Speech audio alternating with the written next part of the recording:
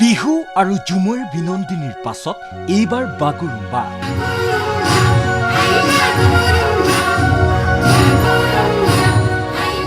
অহা 17 জানুৱাৰীত গুৱাহাটীৰ সৰুসজাই খেলপথাৰত প্ৰধানমন্ত্ৰীৰ সন্মুখত বাগুৰুম্বা পৰিৱেশন কৰিবলৈ সাজু হৈছে ৰাজ্যৰ বিভিন্ন জিলাৰ 10 সহস্ৰাধিক বড়ো জনগোষ্ঠীয় শিল্পী।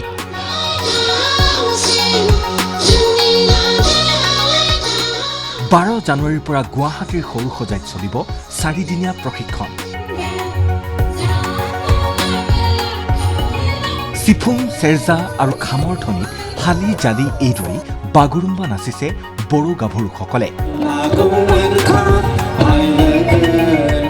কাৰণ অহা 17 জানুৱাৰীত গুৱাহাটীৰ সৰুসজাইত দেশৰ প্ৰধানমন্ত্ৰী নৰেন্দ্ৰ মোদীৰ সন্মুখত একেলগে বাগুৰুম্বা নৃত্য প্ৰদৰ্শন কৰিব ৰাজ্যৰ 10 সহস্ৰাধিক শিল্পীয়ে।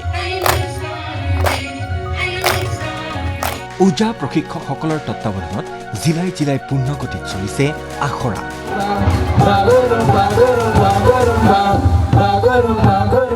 বকো, কোকৰাঝাৰ, ৰঙিয়া, তেজপুৰ আদি প্ৰান্তত কেইবাটাও সমষ্টিৰ শিল্পীসকলে একত্ৰিত হৈ এইদৰেই চলাইছে 3দিনীয়া আখৰা।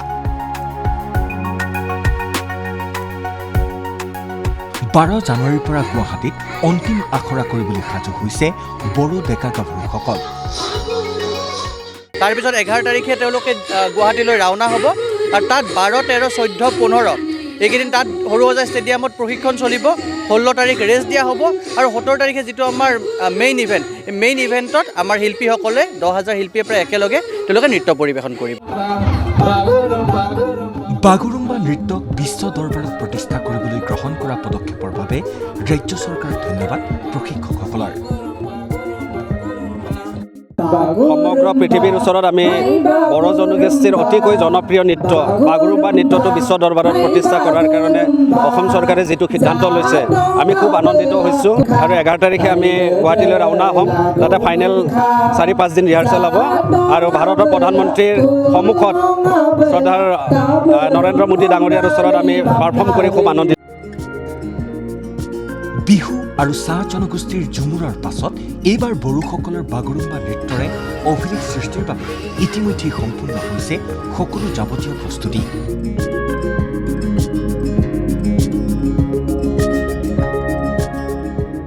ৰাজ্যৰ জিলাই জিলাই বড়ো জনগোষ্ঠীৰ লোকসকলৰ মাজত ভোগালীৰ বতৰত দেখিবলৈ পোৱা গৈছে ব্যাপক উৎসাহ উদ্দীপনা।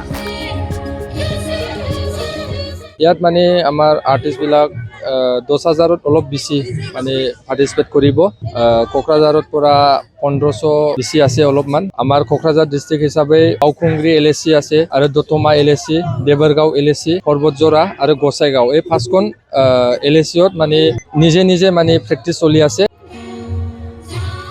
এইদৰেই পৰম্পৰাগত সাজ পৰিধান কৰি বড়ো যুৱতীসকলে আখৰা কৰিছে বাগুৰুম্বা নৃত্যৰ।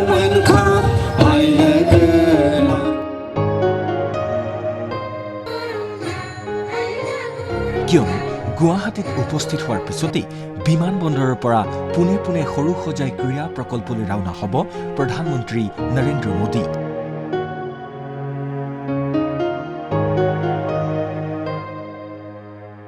শুকুৰবাৰৰ কেবিনেট বৈঠকৰ অন্তত মুখ্যমন্ত্ৰী ডক্টৰ হিমন্ত বিশ্ব শৰ্মাৰ ঘোষণা।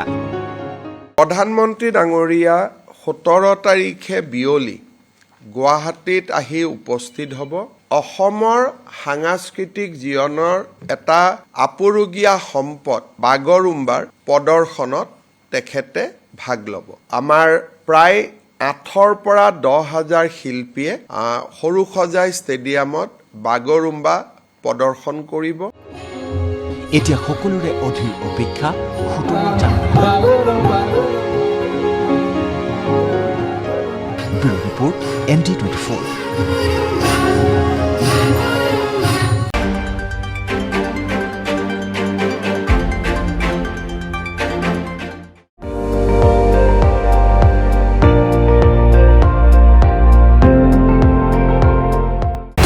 আপুনি চাই আছে ND24, সৰ্বশ্ৰেষ্ঠ নহয় সৰ্বোত্তমৰ দৌৰা।